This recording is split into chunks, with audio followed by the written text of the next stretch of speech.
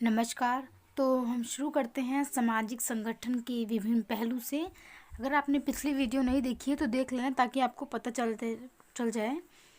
तो हम शुरू करते हैं सामाजिक संगठन के विभिन्न पहलुओं से। इस भाग में हम जन्म और मृत्यु से संबंधित जीवन चक्र के महत्वपूर्ण धार्मिक अनुष्ठानों का वर्णन किया गया है। इसमें विवाह और परिवार की सामाजिक संस्थाओं के विषय में चर्चा की गई है। सामाजिक संगठन की हमारी चर्चा में उत्तराधिकार और वंशानुक्रम की पारसी व्यवस्था और पंचायत तथा त्योहार भी सम्मिलित हैं। तो शिक्षा और दीक्षा, प्रारंभ और मृत्यु संबंधित धार्मिक कार्य के बारे में इसमें जानकारी लेंगे। शिक्षा और दीक्षा के बारे में इनमें शिक्षा किस प्रकार होती है। तो आगे बढ़ते हैं। यद्यपि पारसी धर्म धार्मिक संस्कारों के प्रति अनुराग और विशेषकर धार्मिक त्याग पर जोर नहीं देता है, फिर भी कुछ एक मूल धार्मिक कार्य और उत्सव पारसी संगठन के सामाजिक जीवन का एक अभिन्न अंग बन गए हैं। शिक्षा दीक्षा के धार्मिक संस्कार के बारे में जानते हैं। तो शिक्षा संस्कार के धार्मिक कृत्य पारसी परिवार में बच्चे के जन्म से जुड़े होते हैं। जब बच्चे का जन्म होता है तो कहीं न कहीं उससे जुड़े होते हैं। इस अवसर पर बच्चे के होंठ अहोमा से गीले किए जाते हैं। मतलब पवित्र कोई सूरा होता है उसको अहोमा कहा जाता है, होंठ गीले करने को। तो जो बच्चा होता है उसके होंठ अहोमा से गीले किए जाते हैं। समुदाय में पूर्ण सदस्यता तभी स्वीकृत की जाती है कि समुदाय में ये हमारे आ चुका है, पूर्ण कह सकते हैं सदस्य एक बन हो जाना सदस्य समुदाय का, तो तभी इसको स्वीकृत किया जाता है, स्वीकार किया जाता है। जब संतान क्रमशः, चाहे वह लड़की हो या लड़का कोई भी हो, जब संतान क्रमशः 7 और 15 वर्ष के बीच का हो जाए उसे तभी करघनी अथवा डोरी मिलती है। करधनी जिसे कहा जाता है, बच्चों को पहनाया जाता है कमर पर, तो कहीं न कहीं उसे डोरी मिलती है जब वो 7 या 15 वर्ष का हो जाता है, जिसे कुश्ती अथवा कुश्ती कहा जाता है, कुश्ती या कुश्त कहा जाता है। ये समारोह सामान्यतः बच्चे की यौवन अवस्था से ये जो समारोह है ये सामान्यतः बच्चे की यौन अवस्था से पहले किया जाता है। जब वो युवा नहीं हुआ होता, जब किशोर अवस्था उसको नहीं हुई होती, तभी ये पहले किया जाता है। बच्चे की जो करधनी बांधी जाती है तभी किया जाता है, यौन अवस्था से पहले। यह धार्मिक संस्कार नवजात अभिप्राय मतलब होता है नया जन्मा, नवजात कहलाता है। तो जो धार्मिक संस्कार होता है ये इसको नवजात के कहा जाता है, क्योंकि ये जब बच्चा इस 7 और 15 जो बीच में होता है तभी इसको करधनी पहनाई जाती है। तो इसको नवजात ये कहलाया जाता है, इसको नवजात कहा जाता है। और इस संस्कार से ही संतान का, चाहे वह लड़की है अथवा लड़का, पारसी धर्म में प्रवेश माना जाता है। इसके अतिरिक्त अन्य बहुत से शुद्धिकरण संबंधी संस्कार हैं जो समय समय पर पारसियों द्वारा क्रियान्वित किए जाते हैं। पारसी द्वारा समय समय पर काफ़ी ऐसे धार्मिक संस्कार हैं जो समय समय पर किए जाते हैं। इसके अंतर्गत पदयाव मतलब सफाई, इसका अर्थ होता है पदयाव। नाहन मतलब होता है नहाना, पदयाव मतलब होता है सफाई, नाहन मतलब होता है नहाना अथवा शरीर को धोना इत्यादि सम्मिलित हैं। बरे सानुम एक जटिल धार्मिक संस्कार है। बरे सानुम जिसे वश्र स्थानों पर मतलब अलग स्थानों पर ही क्रियान्वित किया जाता है। मतलब कह सकते हैं एक वशिष्ठ जो एक कह सकते हैं पवित्र कहा जा सकता है, इनके लिए पवित्र वशिष्ठ स्थानों पर ही किया जाता है। और इसमें कुत्ते का भाग लेना आवश्यक है। इसमें संबंधित व्यक्ति कुत्ते का बायां कान छूता है। जो व्यक्ति होता है वो कुत्ते का बायां कान छूता है। इस प्रक्रिया से कुत्ते के घूरने से ये समझा जाता है कि उस पर दुरात्माओं का कोई प्रभाव नहीं होगा। जब कुत्ता घूरता है तो समझ लेते हैं कि उस व्यक्ति पर कोई भी बुरी आत्मा का कोई प्रभाव नहीं होगा, अथवा उस अथवा वह दूर चली गई है। जब कुत्ता घूरता है ना तो समझते हैं कि कोई बुरी आत्मा है, वो कभी आएगी नहीं, अगर है भी तो वो दूर चली जाएगी कुत्ते के घूरने से। तो ये भी एक संस्कार है इनमें। आगे बढ़ते हैं। पादरियों और शववाहकों की शिक्षा दीक्षा के धार्मिक संस्कार के लिए शुद्धिकरण संस्कारों में अन्य वस्तुओं के अलावा गोमेज मूत्र से पवित्र करना गोमेज कहा जाता है। गोमेज अर्थात गाय के मूत्र से शुद्धिकरण करना सम्मिलित है। तो कह सकते हैं कि इनको कई चीज़ें शुद्धिकरण के लिए, ये गाय के मूत्र कह सकते हैं, ये अपने शुद्धिकरण करते हैं। कोई भी जैसे शववाहक हुआ या शिक्षा दीक्षा के धार्मिक संस्कार के शुद्धिकरण से संबंधित अगर बात की जाए तो ये अपने आप को शुद्धिकरण के मामले में अगर कहें तो ये गौमूत्र जो होता है गाय के मूत्र से शुद्धिकरण करते हैं। ये इंडो ईरानी रीतियों एवं विचारों का परिपालन करना है। इंडो ईरानी कोई रीतियाँ होंगी उसके विचारों का ये पालन करते हैं। तो आगे बढ़ते हैं। मृत्यु संस्कार के बारे में जानते हैं कि मृत्यु संस्कार इसमें कैसे होते हैं पारसी लोगों में। तो पारसी रीति रिवाजों में शव की अंत्येष्टि करने का ढंग भी बेजोड़ है। पारसियों के धार्मिक कृत्यों से संभवतः मृत्यु संस्कार सबसे अधिक विस्तृत है, मतलब सबसे अधिक कहा जाए तो बड़ा है। ये अन्य कई बातों के साथ जीवन और मृत्यु उपरांत जीवन के प्रति उनकी मनोवृत्ति को दर्शाते हैं। पारसी मृतक शरीर को जलाते या दफनाते नहीं हैं। जो पारसी लोग होते हैं तो जो मृत्यु का जो मरा हुआ व्यक्ति है या कोई भी है, तो जो मरा हुआ व्यक्ति उसके शरीर को ना तो दफनाते हैं और ना ही जलाते हैं, क्योंकि उनका विश्वास है कि ऐसा करने से अग्नि और पृथ्वी दूषित होते हैं। मतलब दूषित होते हैं अग्नि और पृथ्वी, और ऐसा करने वालों को कठोर दंड का भागी बनना पड़ता है। वह मृतक व्यक्ति है, वह मृतक शरीर को धार्मिक संस्कारों को संपन्न करते हुए एक ऊंचे स्थान पर ले जाते हैं। जो भी धार्मिक गतिविधियां करते हैं उसके बाद उस शव को एक सबसे ऊंचे स्थान पर ले जाते हैं, जो कि इसी उद्देश्य के लिए बना होता है। मतलब वो जो स्थान होता है सबसे ऊंचा, वो इसी चीज़ के लिए बना होता है। इसे दोखमा अथवा शांति की मीनार कहते हैं। दोखमा कहा जाता है इसे, या शांति की मीनार कहते हैं, जो सबसे ऊंचा होता है। मृतक शरीर को गिद्धों द्वारा खाने के लिए वहाँ पर छोड़ दिया जाता है।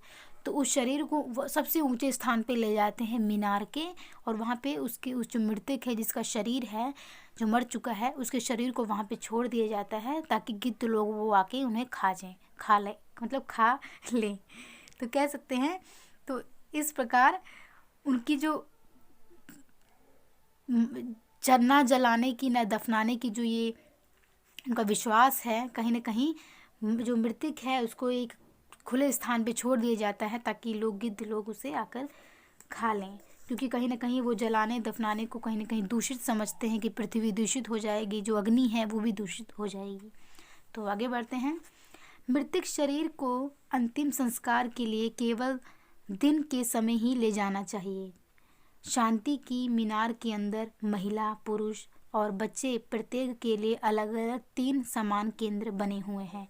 मतलब अगर कोई महिला मरती है तो उसके लिए किस स्थान से उनको रखा जाएगा, और पुरुष के लिए भी समय पूरा निर्धारित है कौन सी जगह होगी, और बच्चों के लिए भी अलग अलग 3 केंद्र बने हुए हैं। शव को बिना वस्त्र के खुला छोड़ दिया जाता है। गिद्ध मांस खाने में 1 अथवा 2 घंटे से ज़्यादा नहीं लगाते। जो गिद्ध होते हैं वो मांस को खाने में ये तो आधा घंटा या 2 घंटे में ही वो खा जाते हैं। अस्थियां धूप में सूख जाती हैं और तत्पश्चात उन्हें मीनार के बीच में बने कुएं में विसर्जित कर दिया जाता है। एक मीनार होती है, वहीं पे ही एक कुआं होता है, उसी में ही उस अस्थियों को डाल दिया जाता है, विसर्जित कर दिया जाता है। प्राचीन समय में अस्थियों को वर्षा और पशुओं से बचाने के लिए अस्थि पात्र में रखा जाता था, जिसे वह ओष्ठोदान कहते थे। मृत्यु संस्कार में चौथे दिन की सुबह सबसे अधिक धार्मिक रीतियां संपन्न की जाती हैं। ये विश्वास किया जाता है कि इस दिन दिवंगत आत्मा दूसरे संसार में पहुंच जाती है। जो आत्मा है वो दूसरे संसार में पहुंच जाती है और देवताओं के सम्मुख होती है, देवताओं के सामने होती है। वह आत्मा के बारे में अपना निर्णय देते हैं। जो भगवान होते हैं वो अपने आत्मा के बारे में अपना निर्णय सुनाते हैं। उनका विश्वास है कि अहूर मज़ादा और उनकी सहायक पवित्र आत्माओं की उपस्थिति में आत्माओं का निर्णय किया जाता है। आगे बढ़ते हैं, विवाह और परिवार के बारे में जानते हैं। विवाह जो होता है धूमधाम से और पवित्र धार्मिक रीति रिवाजों सहित संपन्न किया जाता है, परंतु यह इकरारनामा होता है, कॉन्ट्रैक्ट जिसे कहते हैं। तो ये इकरारनामा होता है। विवाह में अवस्था में से प्रार्थनाएं उच्चारित की जाती हैं। जो अवस्था होती है, एक ग्रंथ होता है इनका, तो उसमें से प्रार्थनाएं जो होती हैं उच्चारित की जाती हैं। हिंदुओं से प्रभावित होने के कारण संस्कृत में भी प्रार्थनाएं की जाती हैं। पारसी धर्म में अधिकतर एक ही विवाह करने की मान्यता है। विवाह संपन्न करने के लिए लड़की और लड़के दोनों की सहमति आवश्यक है। विवाह संपन्न करने के लिए पारसी धर्म में एक विवाह प्रथा को कठोरता से पालन करने का आदेश दिया गया है कि एक विवाह को ही तुम पालन करो कठोरता से। धार्मिक परंपरा बाल विवाह का अनुमोदन नहीं करती, बाल विवाह को मनाही है। विवाह के विघटन मतलब तलाक और अलगाव की बात की जाए तो विवाह के विघटन की अनुमति विशिष्ट परिस्थितियों के अंतर्गत दी जाती है। कोई जब बहुत ज़्यादा परिस्थिति खराब हो जाए तभी की जाती है।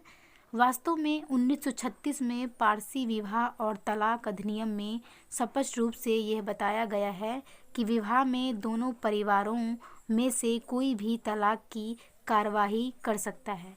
दोनों के परिवार चाहे पत्नी की तरफ से हो या पति की तरफ से हो, तलाक की कार्यवाही कर सकता है। ये कानून पारसी धर्म के उदारवादी सिद्धांतों के आधार पर बनाया गया है और महिला तथा पुरुष दोनों को अधिकार प्रदान किए गए हैं कि चाहे महिला हो चाहे पुरुष हो, दोनों को अधिकार दिए गए हैं कि वो तलाक के लिए कह सकते हैं अप्लाई कर सकते हैं। मतलब तलाक के लिए दोनों ही समान रूप से समानता दी गई है उनमें। एक पारसी महिला को विवाह और परिवार में समान साझेदारी माना जाता है। महिला और पुरुष दोनों ही धार्मिक और धर्मनिरपेक्ष शिक्षा ले सकते हैं। धार्मिक भी और धर्मनिरपेक्ष शिक्षा ले सकते हैं महिला और पुरुष।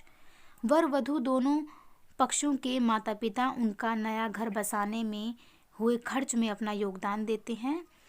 महिला उत्तराधिकार के अधिकारों का उपयोग लड़की तथा पत्नी दोनों की हैसियत से करती है। उसको उत्तराधिकार के बात में की जाए तो उसको अगर लड़की होगी तभी उसको उत्तराधिकार में मिलेगा और पत्नी होगी तभी उसको कुछ ना कुछ उसकी हैसियत होती है, कुछ ना कुछ उसको मिलता है। तो कह सकते हैं महिला उत्तराधिकार के अधिकारों का उपयोग वो लड़की तथा पत्नी दोनों की हैसियत से करती है। पारसियों में पुण्य विवाह की अनुमति दी गई है, मतलब दोबारा विवाह कर सकते हैं, पुण्य विवाह की अनुमति दी गई है। परंतु एक विधवा यदि पुण्य विवाह करती है तो उसे अपने पहले पति की संपत्ति में कोई अधिकार नहीं दिया जाता। जो पहले पति की जो संपत्ति है उसमें उसको कोई अधिकार नहीं दिया जाता अगर वो दोबारा विवाह करती है तो आगे बढ़ते हैं।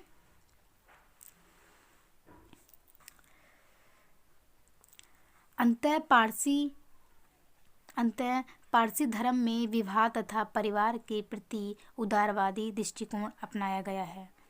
स्थानीय लोगों के संपर्क में आने से पारसियों की विवाह संस्थाओं को इन लोगों के कुछ कम उदारवादी मनोवृत्तियों और रीति रिवाजों ने प्रभावित किया है। शोध कार्यों से ये संकेत मिलता है, कई जो शोध कार्य जिन्होंने किया उनसे ये संकेत मिलता है कि 17वीं शताब्दी में पारसी गुजरात में बस गए थे और उन्होंने हिंदू समाज के अनुसार अपने सामाजिक सामाजिक संबंधों के ढांचे बनाने शुरू कर दिए। किसके अनुसार? हिंदी रीति रिवाजों के अनुसार, क्योंकि वह उनसे प्रभावित थी हिंदू रीति रिवाजों से, इसलिए उन्होंने इस सामाजिक संबंधों के, कह सकते हैं, सामाजिक संबंधों के ढांचे बनाने शुरू कर दिए। ढांचे का मतलब है कि जो भी चीज़ें उन्हें अच्छी लगी उन्होंने अपने उसमें शामिल कर लिया। अंततः इनमें भी बाल विवाह करना आम बात हो गई। कुछ दिनों बाद कह सकते हैं बाल विवाह करना इन्होंने भी शुरू कर दिया, ये आम बात हो गई। कुछ प्रमुख पारसी व्यक्ति द्विविवाह या बहुविवाह भी करते हैं। तो बहुत से ऐसे कुछ मिलेंगे आपको जो पारसी हैं जो बहुविवाह भी करते हैं, जिसमें कह सकते हैं या तो पत्नी ज़्यादा, कह सकते हैं एक पति की 4 पत्नियां हो सकती हैं, या एक पति की 4 पत्नियां हो सकती हैं, या ऐसे, मतलब कह सकते हैं कि बहुविवाह मतलब यही है कि जिसकी एक से ज़्यादा हो। शॉर्ट में बताना चाहूँ तो एक से ज़्यादा हो, ये पारसियों में भी शुरू हो गया। विधवा पुण्य विवाह आसान नहीं था। दहेज प्रथा की कुरीतियाँ भी प्रचलित हो गई थी, मतलब दहेज प्रथा भी कहीं न कहीं में शुरू हो गई। विधवा पुण्य विवाह कहीं न कहीं आसान नहीं था उस समय में भी, और कहीं न कहीं दहेज की जो काफ़ी ज़्यादा प्रचलित हो गई, दहेज मामला जैसे। आगे बढ़ते हैं। पारसी बच्चों के लिए हिंदू पंडितों के द्वारा जन्म पत्रियाँ भी बनाई जाने लगी थी। तो जिस प्रकार हिंदू बच्चों की जन्म पत्रियाँ बनाई जाती थी, उसी प्रकार पारसियों के बच्चों की भी बनाई जाने लगी। इन रीति रिवाजों, विशेषकर दहेज, द्विविवाह, बहुविवाह प्रथा, बाल विवाह, विधवा के पुण्य विवाह पर प्रतिबंध और तलाक आदि को प्रबुद्ध हिंदू वर्ग के लोगों, पारसी समुदाय तथा पारसी पंचायत के सदस्यों सभी के द्वारा चुनौती दी गई। पारसी समुदाय के बहुत से सदस्यों ने यह बताया कि ये रीति रिवाज जोरोस्टर द्वारा स्वीकृत नहीं थे, मतलब जो उनके अपने जोरोस्टर थे उनके द्वारा ये स्वीकार नहीं था जो ये चल रहा है कहीं ना कहीं। अंततः इन्हें समाप्त करना ज़रूरी है, उन्होंने ये बात कही, कुछ पारसी समुदाय ने, कह सकते हैं। तो इनके संयुक्त प्रयासों ने बहुत सी प्रथाओं को समाप्त कर दिया। इन्होंने एक संयुक्त रूप से, कह सकते हैं, जो भी बुरी चीज़ें थी कहीं ना कहीं जिन्हें ये स्वीकार नहीं था इनके धर्म ग्रंथ के अनुसार, तो इन्होंने उसको समाप्त कर दिया। उदाहरण के लिए 19वीं और 20वीं शताब्दी के समाज सुधारकों द्वारा किए गए उत्साही आंदोलनों के परिणाम स्वरूप 1921 में शारदा अधिनियम पास किया गया। कब? 1921 में शारदा अधिनियम पास किया गया। इस अधिनियम के अनुसार 14 वर्ष से कम आयु की लड़की और 18 वर्ष के कम आयु के लड़के की शादी करना दंडनीय अपराध बनाया गया कि ये अपराध होगा। लेकिन इस समय में 1929 में एक बात की जाए तो पारसियों में शायद ही कोई बाल विवाह किए गए। वास्तव में इसके बाद से विवाह की आयु बढ़ती गई और 1960 तक आते आते विवाह की औसतन आयु पुरुषों की बात की जाए तो 25 या 28 निर्धारित की गई तथा महिलाओं के लिए 23 और 25 वर्ष के बीच मानी जाने लगी। तो महिलाओं की 1960 तक आते आते कहीं ना कहीं 23-25 कर दी गई महिलाओं की, लड़कियों की, और अगर बात की जाए पुरुषों की, लड़कों की, तो 25 और 28 वर्ष बीच कर दी गई। तो आगे बढ़ते हैं। विवाह और परिवार से संबंधित एक ऐसा महत्वपूर्ण पहलू है जिसमें महिला आज भी असमर्थ है। ये पहलू है अंतरधर्म विवाह। पारसी पिता और गैर पारसी माता का बच्चा, चाहे वह विवाह बंधन से हुआ है अथवा इसके बिना हुआ है, धर्म में नवजात उत्सव के द्वारा दीक्षित किया जा सकता है। परंतु पारसी धर्म में एक पारसी माँ और गैर पारसी पिता, मतलब जो पारसी नहीं है, गैर पारसी पिता के बच्चों को ना तो धर्म के द्वारा और ना ही कानून के द्वारा स्वीकृत किया जाता है, मतलब अपना स्वीकार किया जाता है, ना तो धर्म के द्वारा ना ही कानून के द्वारा। तो कहा जा सकता है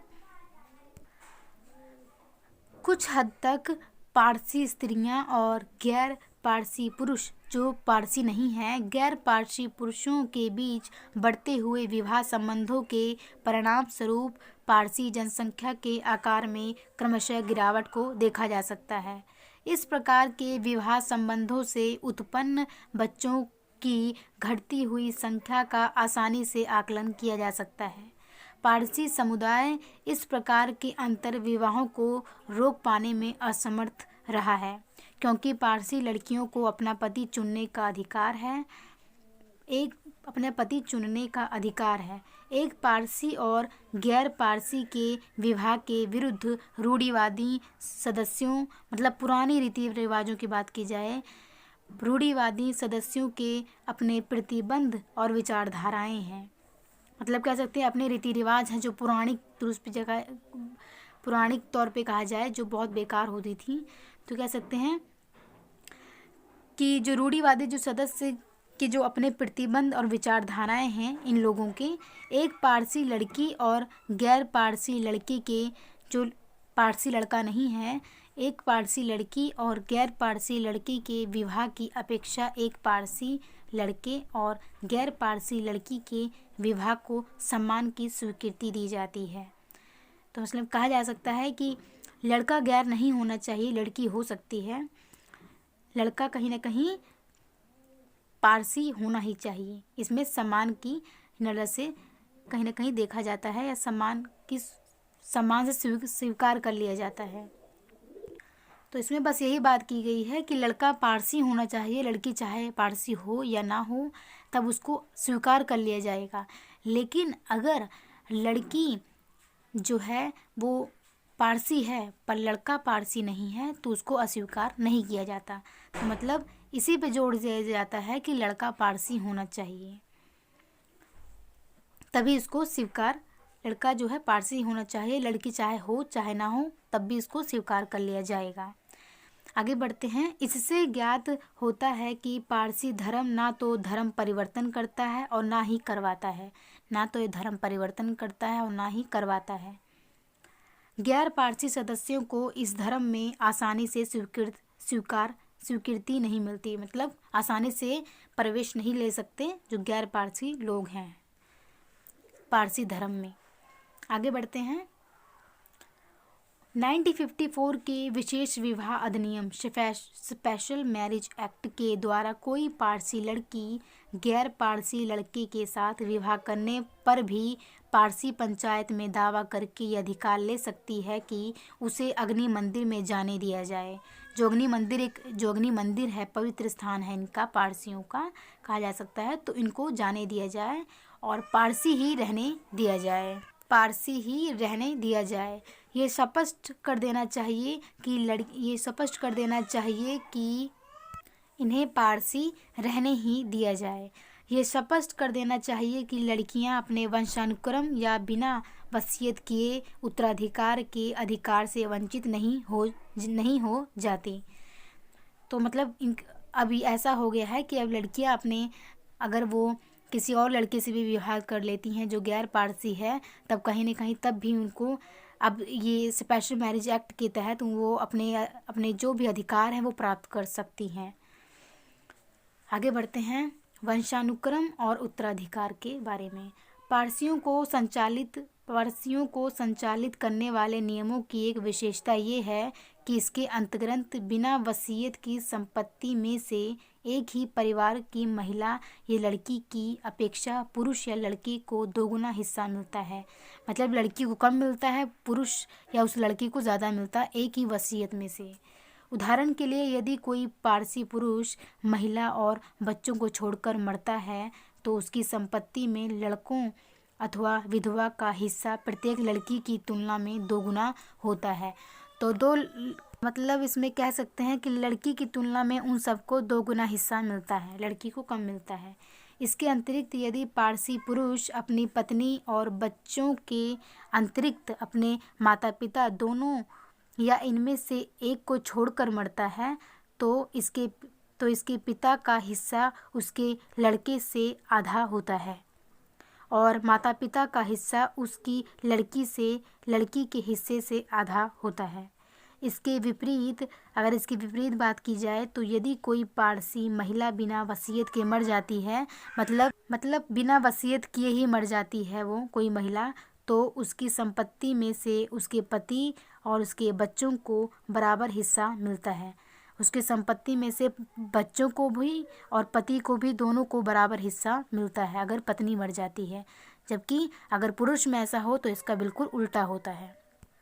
वंशानुक्रम में बात की जाए तो वंशानुक्रम और उत्तराधिकार के उद्देश्य के लिए पारसियों में रीति रिवाज अथवा कानून के द्वारा गोद लेने की मान्यता नहीं दी गई है।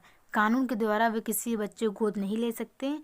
एक पारसी विधवा जिसके बच्चे ना हों तो वह अपने पति की मृत्यु के चौथे दिन किसी भी लड़के को गोद ले सकती है। अगर वो कोई महिला है, उसका पति मर चुका है और कोई बच्चे नहीं हैं उसके, तब वह 4 दिन के बाद वह किसी भी लड़के को गोद ले सकती है, ऐसा कहा गया है। ऐसा इस दृष्टि से किया जाता है कि मृतक व्यक्ति के करने वाले विशिष्ट धार्मिक अनुष्ठानों को पूरा किया जा सके। जो मर चुका है व्यक्ति, उसके जो भी कार्य हैं उसके मरने के दौरान जो किया जाएगा लड़के के द्वारा, तो इसलिए गोद ले लिया जाता है।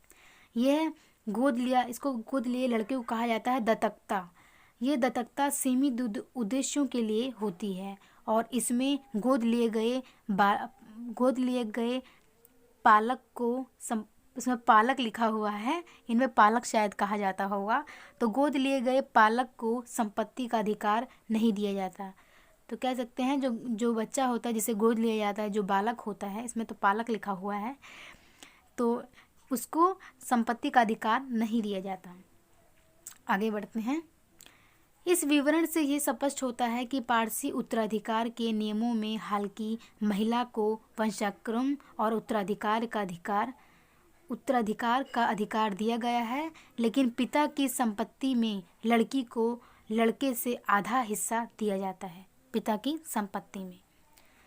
अंततः यहाँ पर यह संकेत करना आवश्यक है कि इनमें से अधिकतर प्रावधान 1939 के अधिनियम द्वारा लागू किए गए थे। उस समय में विद्यमान हिंदू और मुसलमानों के कानूनों की अपेक्षा ये नियम महिलाओं को अधिक अधिकार प्रदान करते थे। मतलब इतने अधिकार मुस्लिम और हिंदू के कानून नहीं देते थे जितने पारसियों के कानून ने महिलाओं को अधिकार प्रदान कर दिए गए थे। आगे बढ़ते हैं पारसी पंचायत के बारे में। तो ध्यान से सुनिएगा, पंचायत किस प्रकार होती है, इनमें क्या क्या बात होती है। तो आगे बढ़ते हैं। इसमें पहले हमने ये बताया था कि पारसी पंचायत ने गैर पारसी धर्म के लंबियों द्वारा पारसी संस्थाओं में फैलाए गए बुरे रीति रिवाजों को दूर करने और उनमें सुधार लाने का कार्य किया। किसने? पंचायतों के द्वारा ये किया गया। उदाहरण के लिए बाल विवाह, पूर्ण विवाह, बहुविवाह पर प्रतिबंध। इस भाग में भारत में पारसी पंचायत की भूमिका का विश्लेषण किया जाएगा। तो चलते हैं पारसी के बारे में जानते हैं। जब से पारसी भारत में आए उनमें कुछ एक ऐसे सदस्य थे जिन्होंने अपने समुदाय की ओर से शासकों और व्यापारियों के साथ विचार विनिमय किया। धीरे धीरे पारसी पंचायत अथवा वृद्धजन, जो बुजुर्ग लोग हैं, वृद्धजनों की परिषद प्रचलन में आई। 17वीं शती के मध्य में सूरत और नवसारी में इसे स्थापित किया गया। कहाँ पे? सूरत और नवसारी में इसे स्थापित किया गया। इसमें पादरी और साधारण व्यक्ति दोनों थे। सूरत में पहले स्थापित किया गया और इसमें पादरी की बात की जाए तो इसमें जो पंचायत में लोग थे जो पादरी भी थे और साधारण व्यक्ति दोनों थे। इस संदर्भ में भारत में पारसी समाज में मौजूद विभाजनों के बारे में चर्चा करना महत्वपूर्ण है। भारत में पारसी 2 भागों में विभाजित है। किसमें? 2 भागों में विभाजित है। मुख्यतः मोबेडिस्ट मतलब होता है पादरी और बेहदीन मतलब होता है सामान्य लोग। तो मोबेड्स और बेहदीन 2 भागों में विभाजित है। बहुत समय तक पादरी लोग वशिष्ठ बने रहे और अंतर्विवाह की आज्ञा नहीं देते थे। केवल पादरी का पुत्र ही पादरी बन सकता था। 17वीं शताब्दी में पारसी पंचायत के रूप में यद्यपि पादरी ही पंचायत के सदस्य होते थे, लेकिन पारसी समुदाय की जनसाधारण ने भारत में पारसी आर्थिक जीवन में महत्वपूर्ण भूमिका निभाई। जो समाज के जो जनसाधारण लोग थे, कहीं ना कहीं उन्होंने पारसी आर्थिक जीवन में महत्वपूर्ण भूमिका निभाई। 17वीं शताब्दी के अंतिम चरण में ब्रिटिश ने एक व्यापारिक केंद्र के रूप में बम्बई का विकास करना प्रारंभ कर दिया था। पारसी समुदाय ने बम्बई में इस व्यापारिक सौदे का पूरा फायदा उठाना शुरू कर दिया था। पारसी पंचायत ने समुदाय के आर्थिक हित में सक्रिय भूमिका निभाई। किसने? पारसी पंचायत ने। इसने पारसी समुदाय को आंतरिक मजबूती और सुव्यवस्था भी प्रदान की। कहीं न कहीं जो पारसी लोग थे आंतरिक तौर से काफ़ी वो मजबूत हो गए। बम्बई पारसी पंचायत को अधिकार था कि समुदाय का कोई भी सदस्य यदि परंपरागत पारसी नियमों के प्रतिकूल जाता है तो उसे दंड दिया जाए। कोई भी व्यक्ति जो धार्मिक या सामाजिक कहा जाए, जो अपने पारसी जो भी परंपरागत उनके जो धर्म से संबंधित जो जुड़े हुए, अगर वो उसके विरुद्ध हो जाता है तो उसको अधिकार दंड दिया जाएगा। दंडनीय अपराधों में द्विविवाह अथवा पादरी वर्ग का अपमान करना भी सम्मिलित था कि अगर कोई पादरी वर्ग का अपमान करेगा तो उसको भी दंड दिया जाएगा। और द्विविवाह भी, यदि कोई व्यक्ति तलाक देकर दूसरी महिला से विवाह करना चाहता था तो उसे अपना मामला पंचायत के समक्ष लिखित रूप से देना होता था। जब पत्नी को बुरा आचरण सिद्ध हो जाता था कि पत्नी का कोई भी बुरी चीज़ वो साबित कर देता था तो पंचायत दोषी महिला से उसकी सुरक्षा की चीज़ें जैसे उसके आभूषण, निर्वाह भत्ता, मृत्यु के उपरांत अंतिम संस्कार का खर्च दंड के रूप में वापस ले लेती थी।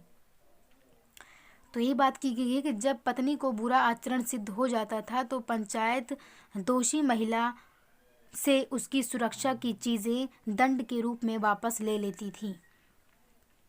ये सब उसके पति के पुनर्विवाह से पहले ही कर लिया जाता था। जिन्हें पुनर्विवाह की अनुमति मिल जाती थी उनके विवाह की रस्में पंचायत द्वारा निर्धारित और पादरी ही पूरा करता था। पंचायत निर्धारित करता था रस्में और पादरी इसको पूरा करवाता था। इसमें आवेदक के शहनशाह और कादमी संप्रदाय से संबंधित होने के आधार पर विभिन्नता होती थी। यहाँ पर एक अन्य सामाजिक विभाजन के बारे में बताया जाएगा। अवेस्ता प्रार्थनाओं के उच्चारण के आधार पर और ईरानी पारसी पंचांग में अंतर्निवेश अर्थात पंचांग में एक दिन को बढ़ाने के आधार पर भी पारसी विभाजित थी। तो पंचांग की बात की जाए, इनका कैलेंडर की बात की जाए तो पंचांग में एक दिन को बढ़ाने के आधार पर भी पारसी विभाजित थी, बटे हुए थे पारसी। प्राचीन ईरान में वर्ष की अवधि, साल की जो अवधि थी 365 दिन और 6 घंटे की मानी जाती थी प्राचीन ईरान में। यह 6 घंटे का अंतर 120 वर्षों में एक महीने को बढ़ा देता था और इस मास को कबीसा कहा जाता था। इस विधि को अपनाने वालों को कादिम या कदीम कहा जाता था जो इस विधि को अपनाता था, जिसका अभिप्राय था प्राचीन। जबकि जो पारसी इस पंचांग को नहीं अपनाते थे वह शहनशाही के नाम से जाने जाते थे। तो दो, एक है शहनशाह, एक है कादमी। तो जो अपनाते थे उनको प्राचीन कहा जाता था और उनको कादिम या कदीम कहा जाता था। लेकिन जो इन पंचांग को नहीं अपनाते थे उन्हें शहनशाही के नाम से जाने जाते थे।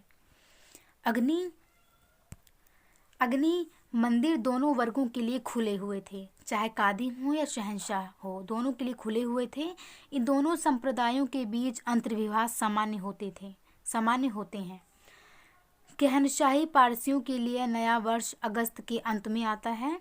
जो शहनशाही पारसी थे इनके लिए जो नया वर्ष आता था वो अगस्त में आता था, जबकि कादमियों के लिए नया वर्ष 1 मास पहले अर्थात अगस्त के प्रारंभ में आता था।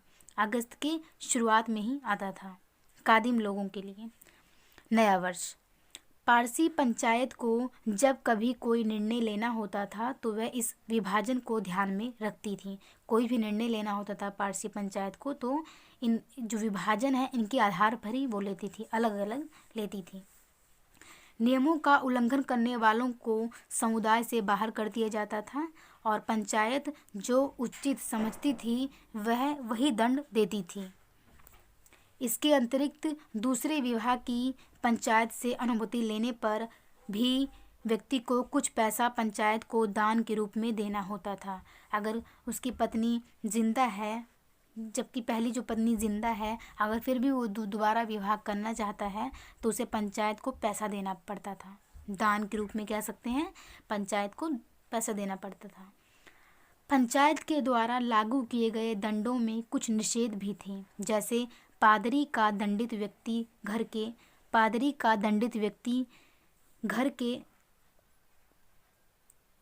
जैसे पादरी का जो दंडित व्यक्ति था, दंडित व्यक्ति के घर जाना, दंडित व्यक्ति का जो जिसको दंड दिए जाने वाला है, दंडित व्यक्ति का पारसी मंदिर में जाना, शांति की मीनार पर जाना आदि। अन्य दंडों में अपराधी व्यक्ति को जूतों से मारना, महिला के सिर का मुंडन करना और उसे समुदाय तथा जाति से बाहर करना आदि सम्मिलित थे।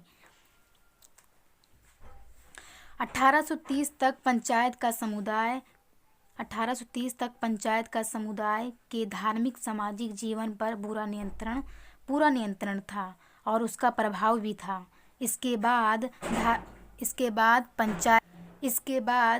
पंचायत में पुराने सदस्यों के लड़के इसके सदस्य बने और वह पंचायत में अपनी परिस्थिति को अपनी व्यक्तिगत संपत्ति के रूप में समझने लगे। वे पूरी तरह से मनमाने ढंग से तथा पक्षपातपूर्ण व्यवहार करते थे। जो नए लड़के आए उन्होंने कहीं न कहीं मनमाने ढंग से, और पक्षपात कह सकते हैं, एक पक्ष का साथ लेना, तो पक्षपातपूर्ण व्यवहार करते थे। अंततः पंचायत पक्षपातपूर्ण वर्ग की संस्था बन गई थी। जहाँ तक समुदाय के धनी सदस्यों का संबंध था, द्रव्यविवाह जैसे गंभीर अतिक्रमण के लिए उन्हें पंचायत द्वारा ढील दी जाने लगी थी कि वो आराम से विवाह कर सकते थे, क्योंकि पंचायत में अब जो नए लोग कह सकते हैं नए लड़के आ गए थे, नए युवा आ गए थे, उन्होंने कहीं ना कहीं ढील छोड़ दी। इस प्रकार से जो अच्छे खासे अमीर लोग थे उनको ढील दी जाने लगी, वो अब विवाह कर सकते थे। इन सब से पुराने सदस्य पंचायत से इस्तीफा देने के लिए मजबूर हो गए और जो पुराने लोग थे वो पंचायत से इस्तीफा देना उन्होंने शुरू कर दिया। वस्तुतः यह एक शक्तिहीन संस्था बन गई, इसके पास शक्ति खत्म होती गई, शक्तिहीन संस्था बन गई थी। ब्रिटिश सरकार ने भी पंचायत से अपनी मान्यता वापस ले ली। तो जो ब्रिटिश सरकार थी वो भी पंचायत से अपनी उसने मान्यता जो थी वो उसने वापस ले ली। 1865 में पारसी कानून सुधार सभा और 1961 में एक सरकारी आयोग ने विधेयक के प्रारूप तैयार किए, मतलब उसने विधेयक कह सकते हैं प्रारूप तैयार किए और उसने पारसी समुदाय को एक अपना लिखित कानून दिया। इसमें 1865 के पारसी विवाह और तलाक अधिनियम तथा पारसी उत्तराधिकारी अधिनियम भी सम्मिलित किए। 1865 में उसने विवाह, तलाक और उत्तराधिकारी अधिनियम भी उसने शामिल कर दिए। इन अधिनियमों में अनुगामी वर्षों में संशोधन किए गए। जो वर्ष आए उसमें काफ़ी संशोधन किया गया इस कानून में। ये संशोधन विवाह तथा उत्तराधिकार कानूनी कार्यवाहियों को अधिक उदार और सरल बनाने के लिए किए गए थे।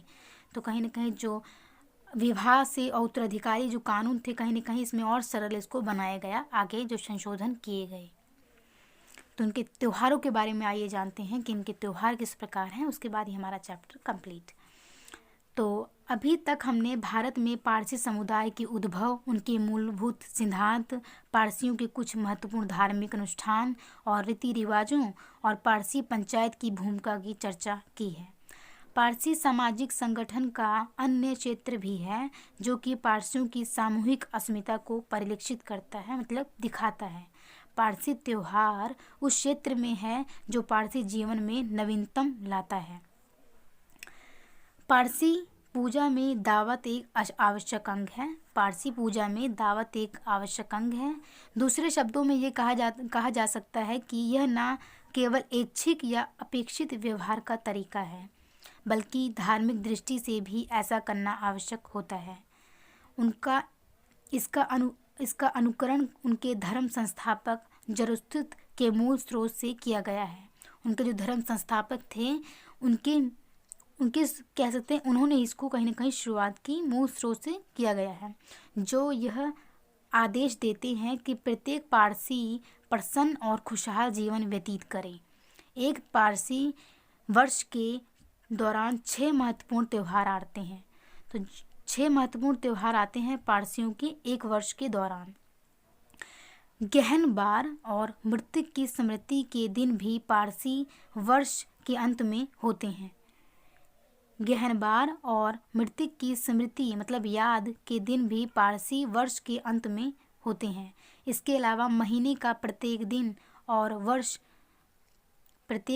वर्ष के 12 महीनों में से प्रत्येक महीना देवताओं को समर्पित किया जाता है। जिस महीने में जिस देवता की दावत आयोजित की जाती है उसके नाम पर उस दिन का नाम रख दिया जाता है। मतलब जो महीना निर्धारित कर दिया गया है कि महीना इस देवता के लिए दावत की जाएगी और कहीं ना कहीं उसी के नाम पर रख दिया जाता है।